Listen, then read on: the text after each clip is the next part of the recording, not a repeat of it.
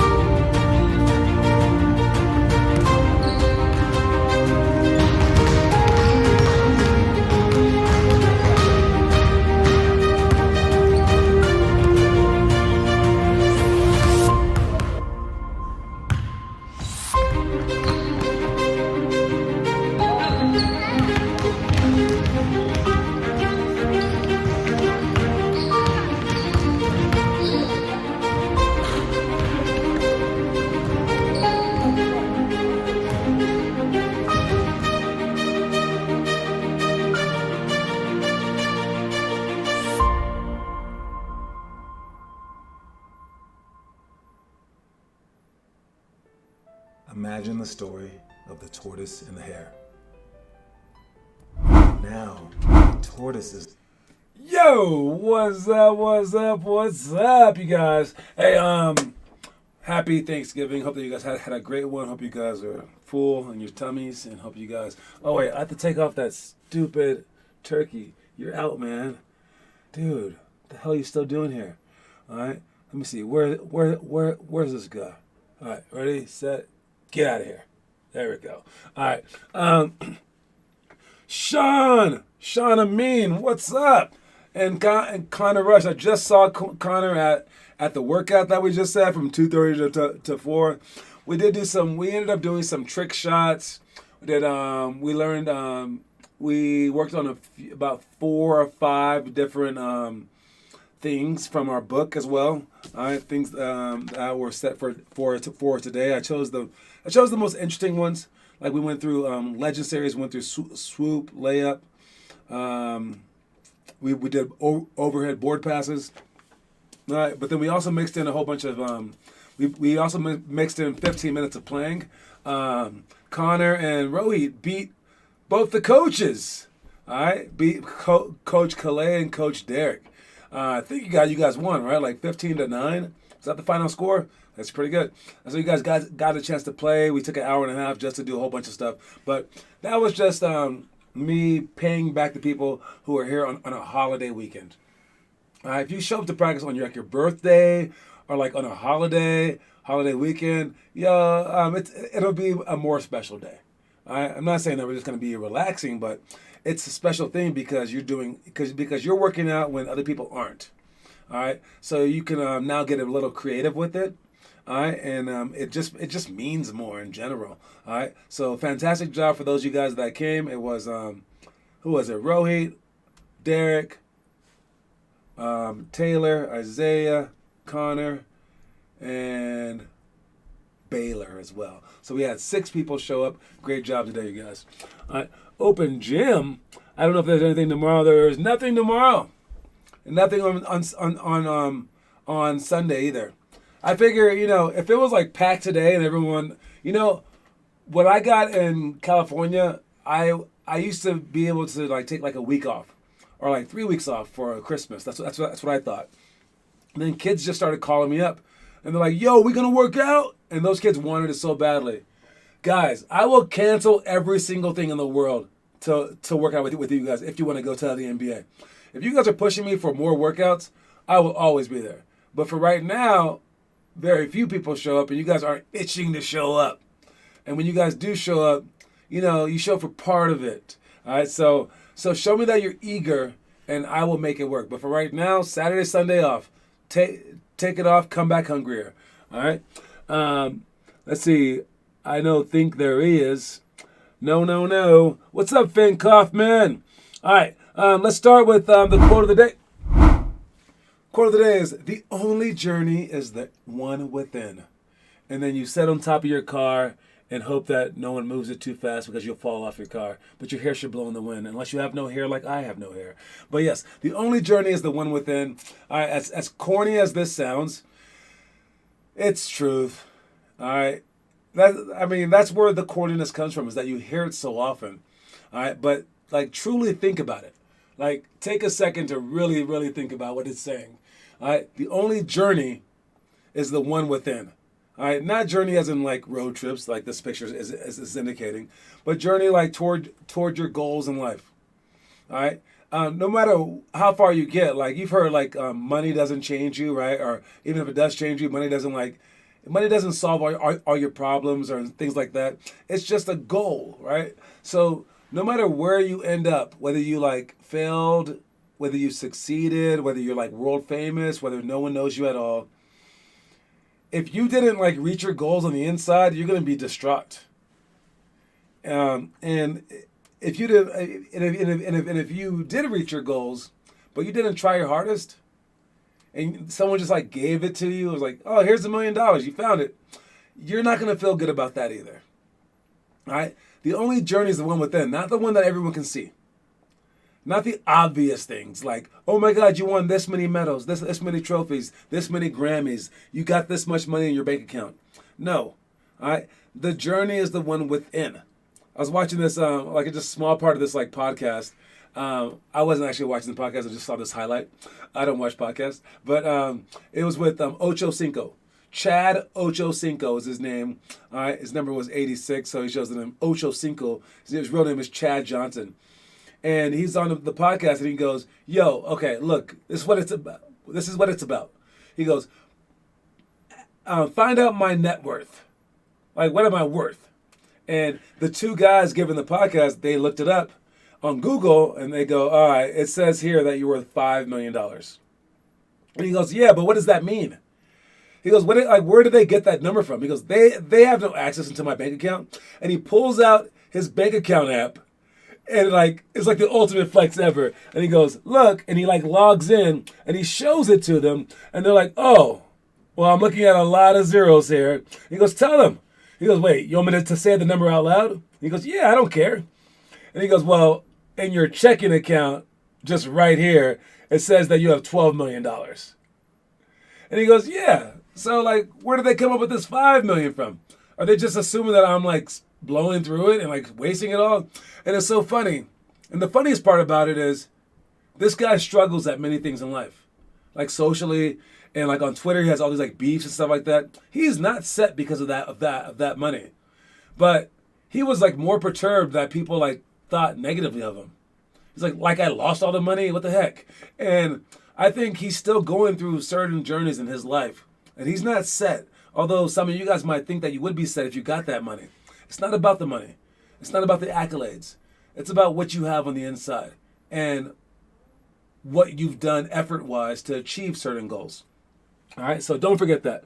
Let GM had to kick fans out. Bro, they were saying they hope Ronnie died and stuff. Deserved. It was any other player, I'd agree. Deserves slander. Why? Nah, bro. Rowie the simp for Braun. More than Blake loves Luca, maybe. Hey, your goal is to get people to love you like that. How about that? All right, that's your goal. I grew up like that, and I was very very fortunate. I've had fans since I was like 5 years old, and I've had people ask me for my autograph since I was in fifth grade, and I had total fans. And to be a fan, it's not horrible, but you should want people to be your fan. All right, that should be your goal. I don't think I simped for anyone when I was growing up. Legit, like if I met Magic Johnson, I would have been like Magic and give him like a high five. That was about it. I like Sam Smith. No, I don't think I like. I'm a fan of anyone. I don't know. I'm not really a fan of anyone. They're all just like regular people. I always wanted to be the person that people were a fan of, and I think I had more than my share of that. So yeah, if you have a choice, choose to be like LeBron or Luca, not to worship them. All right, let's move on. We got our elementary school stuff. This is just for our open gym that we're not having tomorrow. We're also not having shooting tomorrow. Don't forget that. And I also send out an email. All right. So you would have 3-on-3 cutthroat, 2-on-2 help side, 5-on-5. If you want to practice this stuff, get your friends over and work on this stuff. Or you can work on it by yourself if you want to post it. And for 2-on-2 help side, practice closing out. Practice your turn when you sprint back middle. Do it like 10 times each, whatever. For 3-on-3 cutthroat, if you're by yourself, practice sprinting back door. Practice a full speed layup. All right, practice a fake pass and then pass it off the backboard. All right, get creative with this stuff, and you can get good on this stuff by yourself to practice before we even do it. So break down the parts of the game, like whether it be 2-on-2, 3-on-3, 4-on-4, or whatever kind of drill it is. Break down the little bitty pieces of it, and get really good at the small pieces. Don't try to do the whole thing together. But again, like I said, we had an email that went out today. Make sure that you guys see it. I try to send it to every single person, but where is it? Where's my email? Oh, right there. Got it. All right. The email says, we have the workout today from 2:30 to 4. We have December 12th award ceremony. Make sure that you sign up for that because we have customized gifts for everybody. Even Sean Amin. We have something with your name engraved on it, Sean. Make sure that you show up to December 12th award ceremony. December 20th through the 23rd, we have our winter camp. It's for all grades. Make sure that you show up to that. All right, the winter camp, and you get and you can tell you guys get it for free. All members get it for free. All non-members they can get it for half price with promo code Facebook. So get your friends to join in with promo code Facebook. It's only $50 for the whole week. It's like 4 days, 3 hours a day. So it's a pretty good price, but you can cut that in half to $25. The December 18th is our final tournament of the year. Sign up for that ASAP. If you're a ninth grader, you can sign up for that. All right. If we get enough ninth graders to sign up for that, I will figure out. I will get some good teams to come kick your butt. All right. So tell all the ninth graders to sign up for that as well. And then we got our annual raffle. Still has 0 tickets sold. All right. Free year's membership and $1,000 worth of coins for the winner. Plus, all the proceeds go directly toward helping us with gym time and game fees. And then the last one is our December 4th rebounding clinic. Is probably the best of all clinics. I love doing this one, and I'm very good at teaching the rebounds.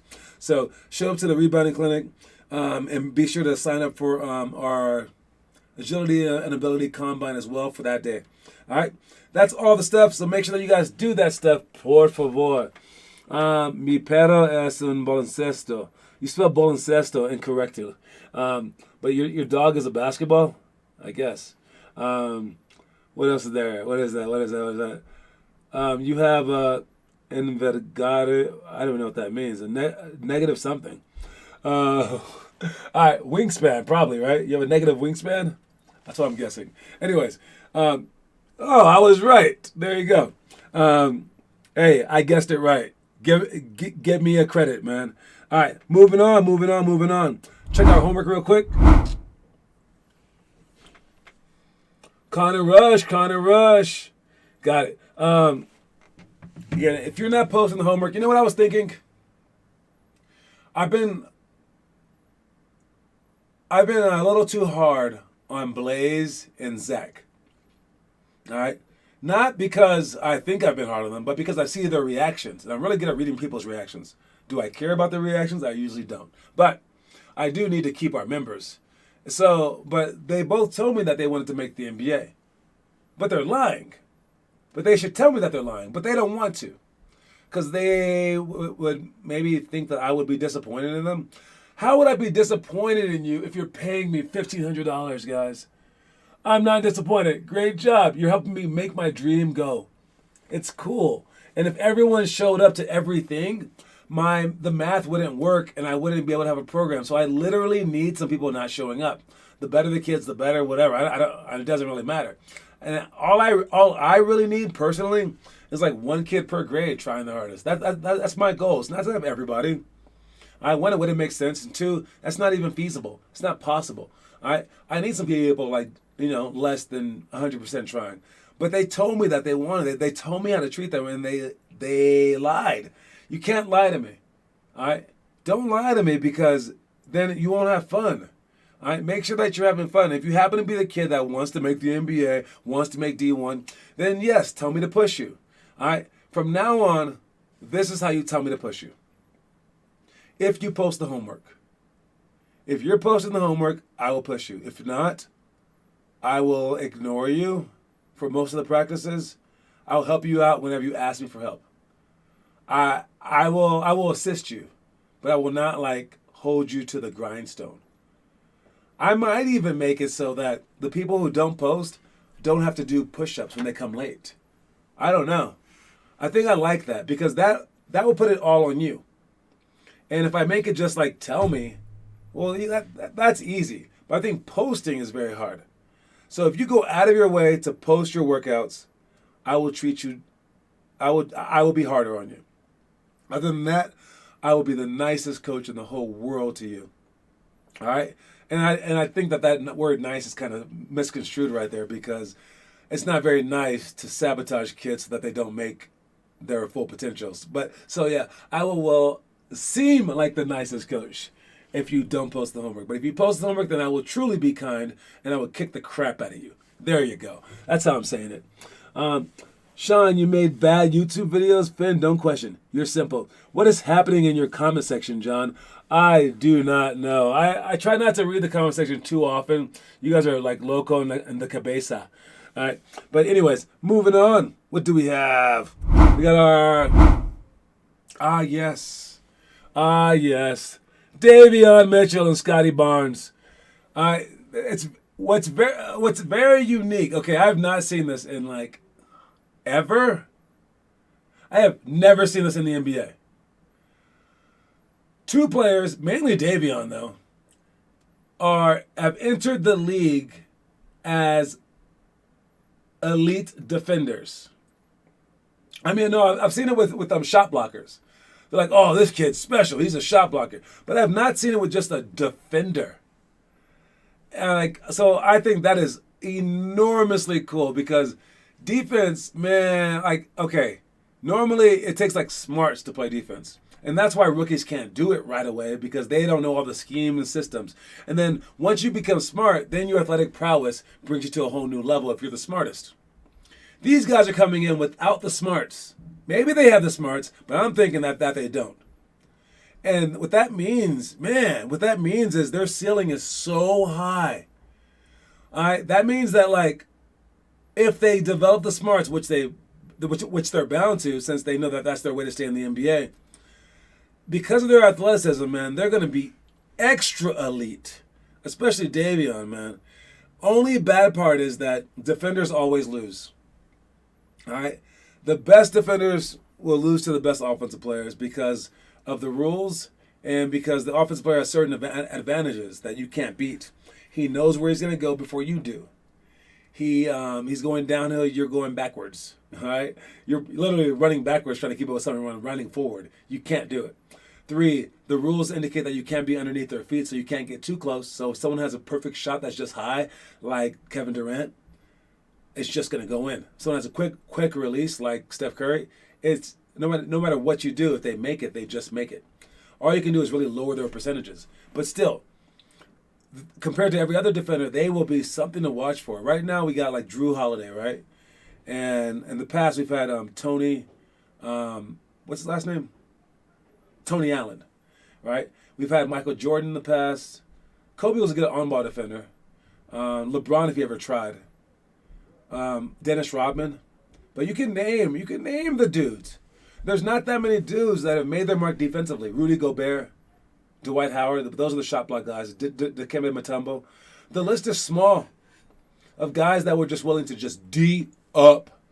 All right? And for these guys to come into the league like that, I'm so proud of them. That's amazing. It would be cool if someone like you guys rest your hat on that too. Our defender right now, we know who it is. It's Andrew Eflin. All right? Who else is willing to lay their hat on the line and be like, I'm a defender. That's what I do. I'm a defender. All right? So, yeah. Tony Allen's my favorite role player of all time. He's pretty legit. I got to go for Dennis Rodman, man. He's my boy. Yeah, Kawhi was an elite defender. Oh, yeah, Kawhi. Yeah. Great call. Great call. Also, Scottie Pippen. Just known as defenders. So, yeah. It's a beautiful, beautiful thing if you can start like that. Who was a defender in California, John? I don't think we had anybody. The only person that stood out at all defensively was Finley.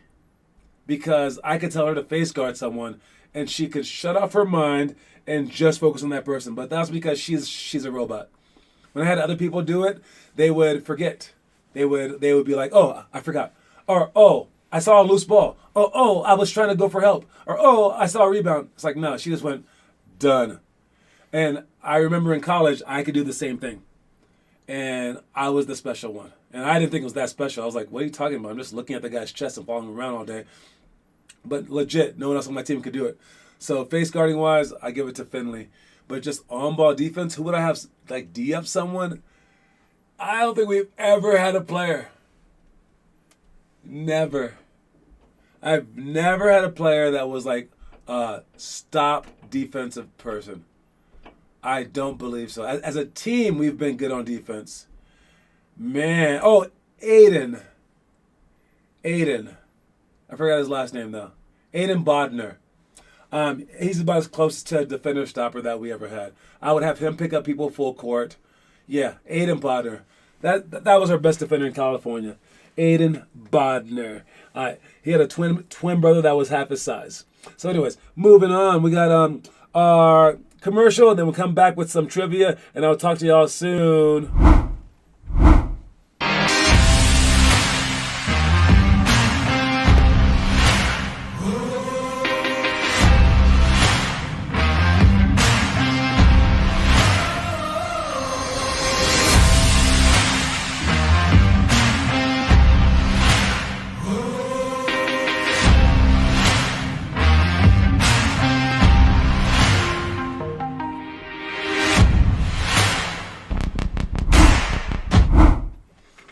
Y'all about to lose this trivia. Be ready. We'll see. We'll see what the trivia is today. All right. Let's do the trivia real quick. Then we'll come back with our last two things and then the story of the day. So trivia is, let's see. Whoa. Nope, not going to ask that one. It's a good question right here. All right, I'm down. All right, ready for this? I'm just reading it off this thing, so if it's wrong, it's wrong. But good luck trying to figure it out. We might have to do some investigations afterwards because it seems like one of those iffy ones. We'll see. All right, which school won the first? Wait. I gotta change it to the trivia page. Whoa. All right, which school won the first Division I NCAA Women's National Championship? That is the question of the day. All right, good luck with it. We got Finn Kaufman with 12. That means he can clinch it with today's win. All right, he can clinch it with today's win. If we have 1, 2, 3, 4, only 4 more days. So today is the clinch day. Which school won the first Division I NCAA Women's National Championship. And what do I think the answer is? Oh, I guess that one. Oh, I was right. And that's the answer right there. The answer is... Who won? Who won up there? Who won? Tell me who won. All right, Louisiana Tech won the inaugural 32-team women's tournament in 1982, a year after I was born. Wow. Besting Cheney 76-62. They returned to the finals the following season, but fell to USC 69-67. Louisiana Tech won another title in 1988. All right, so Louisiana Tech. I'm actually about to punch something. I told you can't control your anger. I told you. All right, Connor Rush, you got 10 now. Barely beat out Sean. All right, so you're down by 2 with 4 more days left. All right, in the months to see who gets the coin for the month. Great job, great job, great job. All right, let's finish up. We got our middle school stuff. 2-on-2 diamond. And then 1-on-1 weak side pin down. When we do this stuff again, it's just timing. Coming off the screens. We'll come in with 5 minutes. For the first thing, then 5 minutes for the second thing, and then the rest of the 50 minutes is 5-on-5 cutthroat. All right. And then let's go with the high school stuff to finish up. We got knockout. If we ever get enough to do that game. And then 3-on-3 tangent, then 5-on-5 cutthroat. Man, I cannot wait till we have a full program. Man. It'll take some time, but we will get there. Anyways, let's finish up with the story of the day. Having the foresight to understand what's needed to win is something not too many possess. If you fail to prepare, you're basically preparing to fail. Regardless of your effort, you're always doing something that will directly impact that game.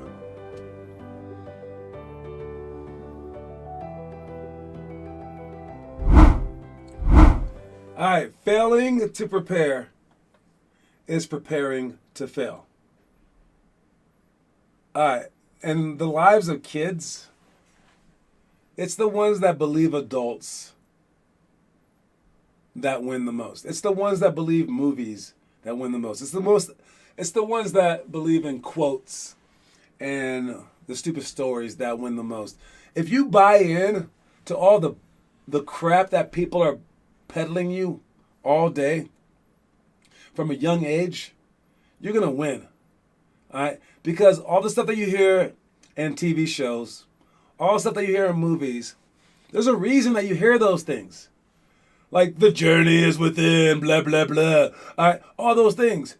Make sure you try hard as everything. All those things. And all those things are said by adults who regret it. All right? And they're all said by that. And then the kid who just buys in enough and goes, okay. And just goes, like, when their friends are like, hey, let's go out and have an ice cream party, dude. And it's like, nah, I have a game tomorrow. Nah, I got to go study. Come on, this girl likes you. Come make out with her, man. And it's like, nope, just not going to do it. Why? Because John said in college, it's more fun to make out with girls then. The high school one and the junior high one suck. It sucks. It's not fun. You don't even know how to kiss yet. It sucks. All right? Drinking in high school, you can get in trouble for it. You wait till you're 21, you can go crazy. Heck, if you wait till you're 25 and in the NBA, you can party on top of a freaking mansion that has a swimming pool and drink then. All right? I mean, and if you can hold off partying then you can make the Hall of Fame. Whenever you hear all these stories, you know all these stories. But you don't abide by them. And all that's going to happen is you're going to grow up and you're going to be telling those stories to little kids once you finally get it. All right? And it reminds me of the pot. Not marijuana pot, but the pot on the stove. All right? It's hot, it's boiling, and the little kid tries to touch it and the mom says, "No!" And the kid says, "Yes!" And the mom says, "No!" And the kid says, "Yes!" And then the mom has to make a decision. Does she hit the kid's hand? Punish the kid? Yell at him? Or does she go, okay, touch the pot? My mom said touch it. After she told me though, don't touch it. I should have probably just listened to her, but I think at some point in time you got to touch the pot, right? But that's for the pot. That pot, it burns you for a second, and then I cried. But you guys, when you guys are like testing out this whole like 10-year process of hard work, that's not as quick as touching a pot. That's wasting your entire life away. So you don't need to touch this pot. All right? You don't need to. You don't need to go down that road and then want to rewind it and be like, yo, I should have listened to every single person that told me this. Every single movie, every single quote, every single one of John's speeches, every single thing that my parents ever told me, my teachers ever told me, I didn't do it.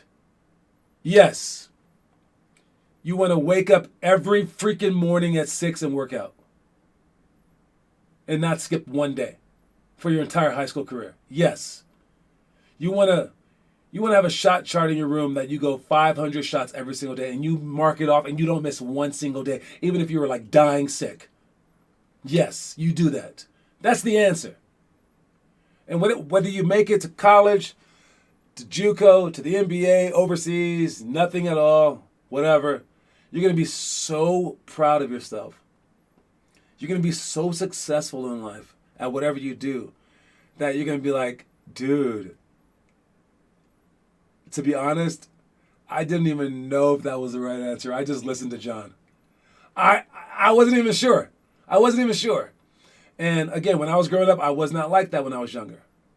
When I was like in junior high, I think, is when I started like kind of clicking. But when I was like really young, man, you had to teach me why. You couldn't just be like 7 times 7 is 49. No, I'd be like, nah, I don't trust you. I don't know why. And you had to explain it to me. You guys, I've already tried to explain it to you. You just got to do it. All right? Don't ever miss anything that you can make it to of ours. You try your hardest. You solve every single goal, and you just go for it with all your heart, and you will not regret anything. And all the people around you, they will be so jealous of you, and you did it, and they didn't do it. So that's the goal. That's the goal. That's the goal, and good luck doing it, okay, you guys? Don't forget, the quote of the day is, the only journey is the one within. All right, don't forget about all our stuff coming up. Make sure you guys sign up for it online, especially the games. The sooner that you guys sign up for the games, the more likely I'll be able to put an actual team in. If we only have like one ninth grader sign up, for instance, I won't put us in the 8th or 9th grade division. All right, I'll be like, okay, sorry, one ninth grader. But then the last second, you guys were like, oh, no, we want to do it. I'll be like, too late, you didn't sign up. So if you want in for the 18th, sign up immediately, like today if you can. Anyway, that's all that I have. The only journey is the one within. Have a great weekend, you guys. Tomorrow, I am going to be doing the show from somewhere else, and I'm going to see if I can do it from my mobile. So that one should be a special show. So you won't get a pre-update for it. I'll just start it like right when the hour starts, and we'll see if that works. I'm just going to check out the mobile tomorrow. We're going to see if it works. Anyway, I'll see y'all then. And cue it. I'm outie. See you guys. Peace.